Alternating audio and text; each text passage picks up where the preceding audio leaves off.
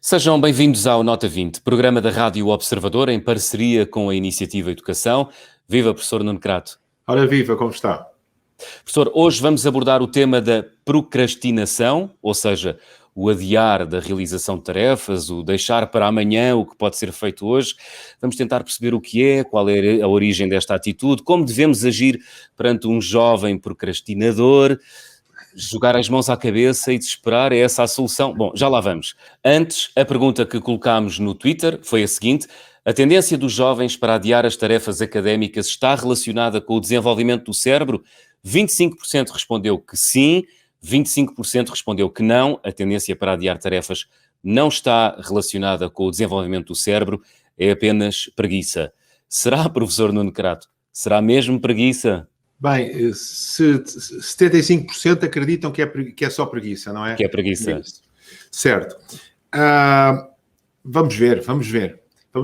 Todos nós temos um bocadinho de procrastinadores. Todos nós gostamos de adiar algumas coisas, outras gostamos de antecipar. Gostamos de adiar aquelas que são mais desagradáveis ou que dão mais trabalho, isso é natural. Mas, de facto, nos adolescentes isso verifica-se mais. De tal maneira que este assunto tem sido discutido muito recentemente e muito discutido.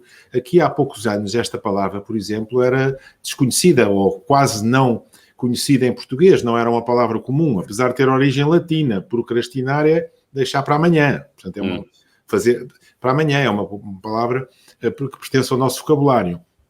Mas tornou-se muito conhecida por via inglesa e por via dos estudos internacionais precisamente sobre este tema, porque os psicólogos começaram a estudar este tema para além da simples rezinguice ou de apenas dizer menino é preciso trabalhar mais. Para além disso, começaram a estudar este tema de um ponto de vista científico, e daí que esta palavra hoje seja a palavra que todos nós utilizemos. Muito bem, sem mais demoras, damos as boas-vindas a Joana Rato, doutorada em Ciências da Saúde, na especialidade de Neuropsicologia pela Universidade Católica Portuguesa, autora de um artigo sobre este assunto que está publicado no site da Iniciativa Educação. Professora Joana Rato, uma vez mais, bem-vinda ao Nota 20. Olá, viva! Obrigada pelo convite. Professora, antes de mais, o que é a procrastinação? É uma atitude intencional, é consciente? Os jovens fazem isto de maneira maliciosa? Sim, bom, não é exatamente uma questão maliciosa, mas há uma percepção do que é que estão a fazer e há até uma noção das consequências que esse comportamento pode ter. Acaba por ser, então, um adiar sucessivo de forma deliberada, e neste caso de tarefas escolares, como há pouco o professor Nuno Crato estava a dizer. Todos nós sentimos isto, a vontade de adiar, faz parte da natureza humana. No entanto, no caso dos jovens, tem-se verificado que é mais típico e aqui está relacionado com questões de desenvolvimento. Portanto, é uma questão, portanto, já percebemos que pode ser inconsciente, é isso?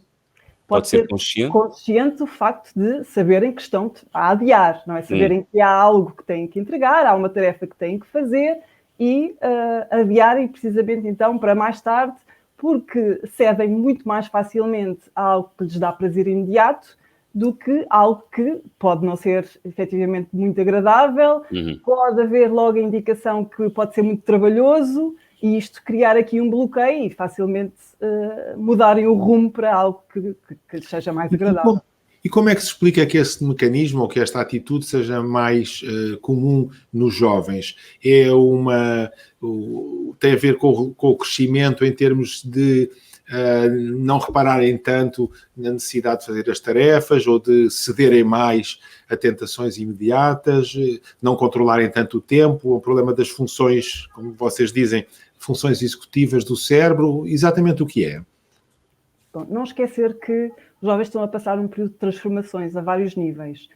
Olhando para aquelas que são as abordagens clássicas, falam sempre, a primeira grande justificação à volta deste comportamento era em torno daquilo que estão num processo de construção de identidade, ainda resistem um bocadinho àquilo que é uma confrontação se sou capaz ou não sou capaz, e acabam às vezes por ser mais fácil indicar que pode ter sido um erro de estratégia, ou seja, não tive tempo e não consegui fazer, do que propriamente então atribuir o fracasso a uma falta de capacidade. Por isso, muitas vezes esta resistência também pode ter este lado.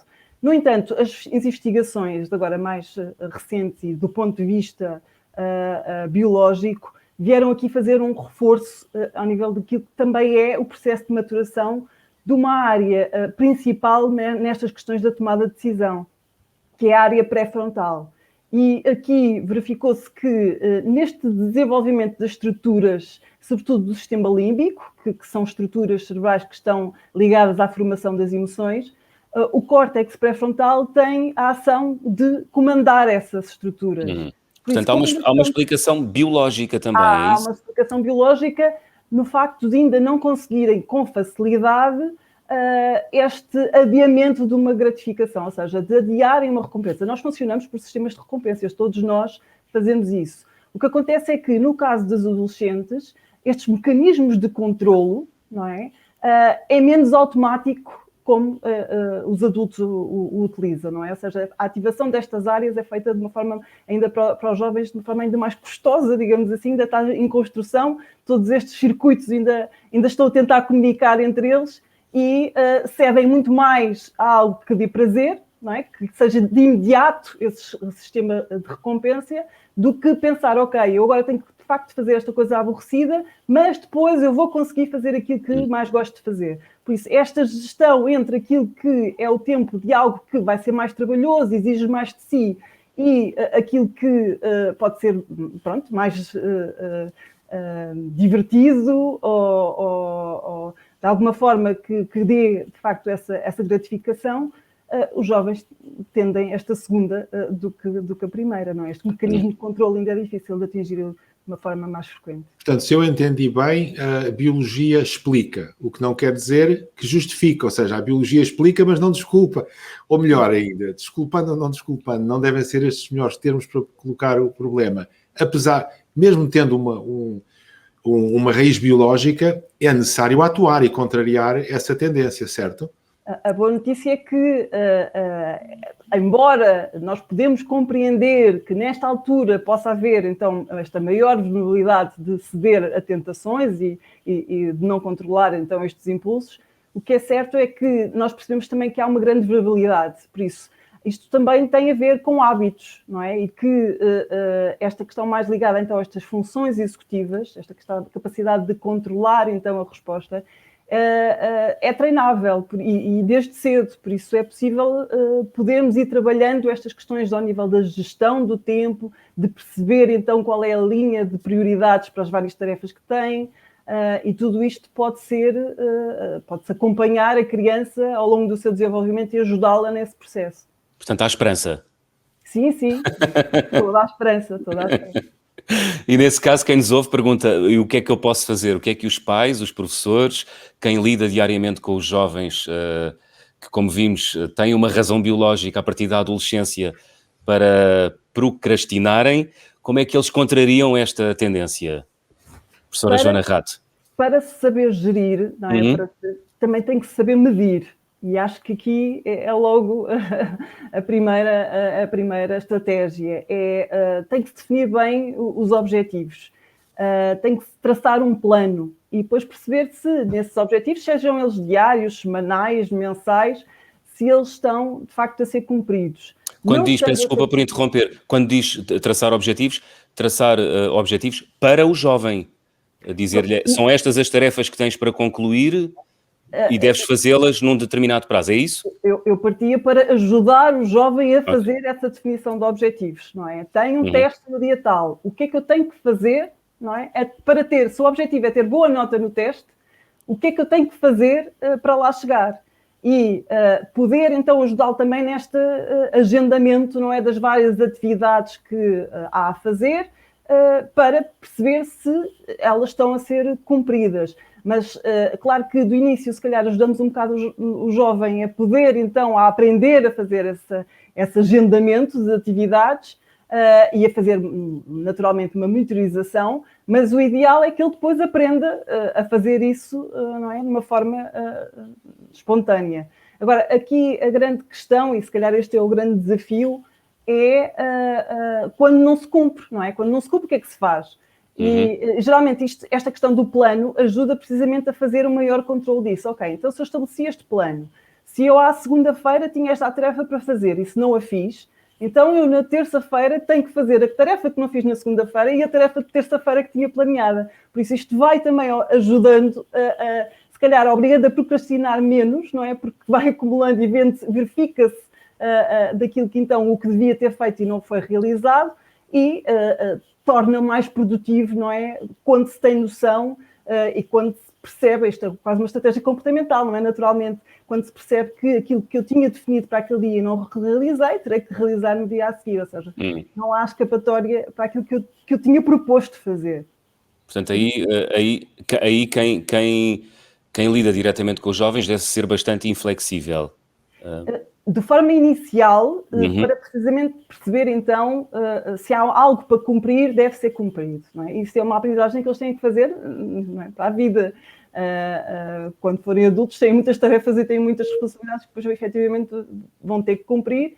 E o dizer esqueci-me, doeu-me a cabeça, são coisas que, se forem identificadas daquilo que é o plano e conseguem, não é, contrariar aquilo que é uma tendência natural de fugir às coisas. Algo que eu acho que é muito importante também perceber é que geralmente quando nós estamos a adiar muito ou de uma forma frequente é porque podemos também estar a fugir a essa dificuldade. Então, se há algo que nós não estamos a conseguir perceber, se estamos então até com dúvidas sobre a nossa autoeficácia sobre a realização daquela tarefa, devemos então aí também dizer aos jovens que têm que pedir ajuda, não é? Para ultrapassar isso, para poder então dedicar-se ao ato, que é efetivamente fazer aquilo que tem que fazer.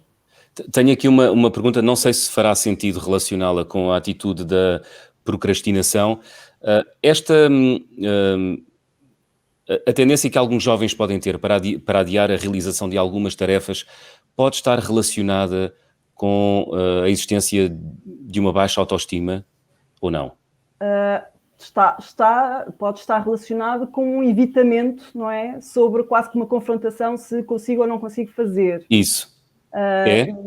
E aí pode naturalmente, se eu acho que é difícil e se eu não estou a saber como fazer, vou evitá-lo ao máximo, não é? E depois vou, se calhar, arranjar então a desculpa, isso não me correu bem porque eu também não dediquei tempo para fazer. Isso é mais fácil andarmos um bocadinho a empurrar as coisas que temos maiores dificuldades. E aí, se calhar, tanto para pais e até mesmo para professores, é algo que podemos estar a acompanhar, não é? Se isso está a acontecer de uma forma frequente, é porque se calhar aquela disciplina, aquela atividade, aquele conteúdo está a criar, não é? Ali uma série de ansiedades e a forma mais fácil é de tentar adiar ao máximo até quase dizer, pois não tive, foi mesmo tempo para me dedicar àquele assunto. E aí a abordagem com o jovem deve ser transparente, adulta, ou seja, confrontá-lo com isso, ter uma conversa aberta. Sim, e ajudá-lo na identificação de qual é efetivamente a dificuldade ali que está a ter. E muitas vezes, e mesmo nesta questão dos prazos, não é? Às vezes o melhor é mesmo dividir por partes. Se são coisas muito complexas, então tentar dividir essas várias atividades até chegar então ao final, não é? Daquilo que é o objetivo do estudo. E se calhar é ali uma ou outra parte que pode ter mais dificuldade e primeiro há que tentar resolver essa dificuldade para efetivamente depois continuar a avançar no trabalho. Isso, a mim faz-me imenso sentido isso. Eu, como disse logo no início do programa, também me confesso procrastinador.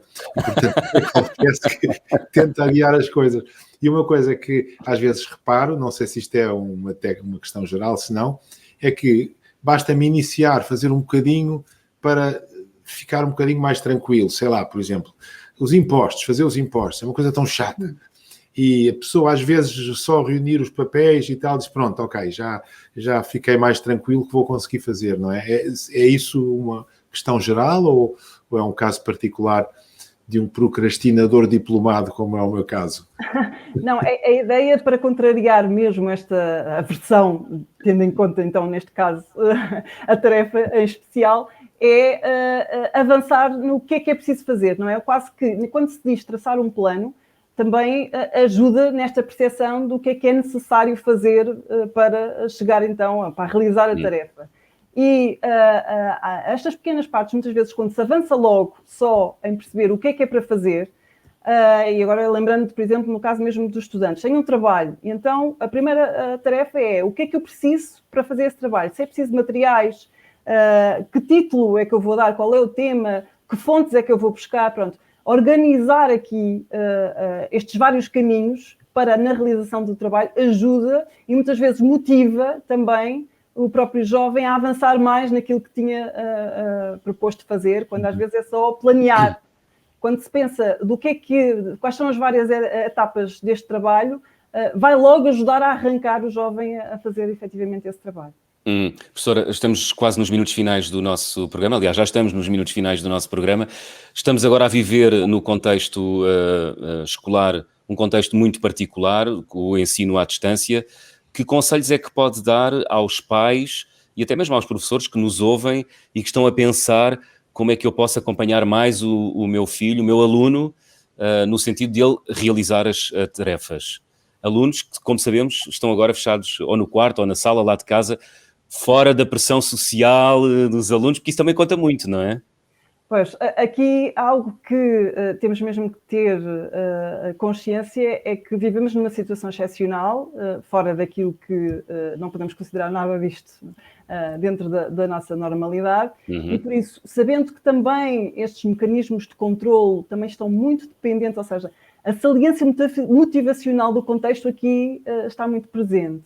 Por isso, o desinteresse, o desânimo aqui também tem que tentar ser controlado, porque isso vai afetar a vontade de fazer o que quer que seja. Por isso, a primeira mensagem é ter alguma calma e paciência nesta fase, porque os jovens estão sem mínima vontade de fazer muitas das tarefas escolares, porque também não estão a conseguir ter outras recompensas, não é? Voltando àquele assunto, se nós queremos... E se funcionamos por sistema de recompensa, nós queremos também ter aquilo que nos dá vontade, claro. Não é? Ter então os momentos de lazer, poder ir conversar com os amigos, pronto. E, despachar o trabalho para ir para o intervalo, não é? Pois, exato, por isso aqui havia antes um equilíbrio que era mais fácil de conseguir ter estes momentos de compensar aquilo que depois também é uma dedicação, não é? Natural ao trabalho. Por isso há que também aqui saber equilibrar, mas o bom de fazer estes planos, quando há pouco estava a dizer, traçar um plano, o bom disto é que podemos traçar um plano tanto ao nível daquilo que são as atividades escolares, como também é aquilo que é o lazer e aquilo que nos dá prazer. Por isso, aqui a principal mensagem nesta altura é mesmo equilibrar bem estas duas facetas, não é? A questão de há tarefas para cumprir, temos que cumprir, mas também há necessidade aqui de nos sentirmos bem para podermos ter mais força e vontade de fazer efetivamente estas tarefas. Muito bem. Professora Joana Rato, muito obrigado por nos ajudar a compreender esta questão da procrastinação entre os jovens. Muito obrigado por ter vindo à Nota 20. Professora Nuno Crato, breves notas em jeito de conclusão sobre esta questão, que às vezes pode revelar-se um problema. Exatamente.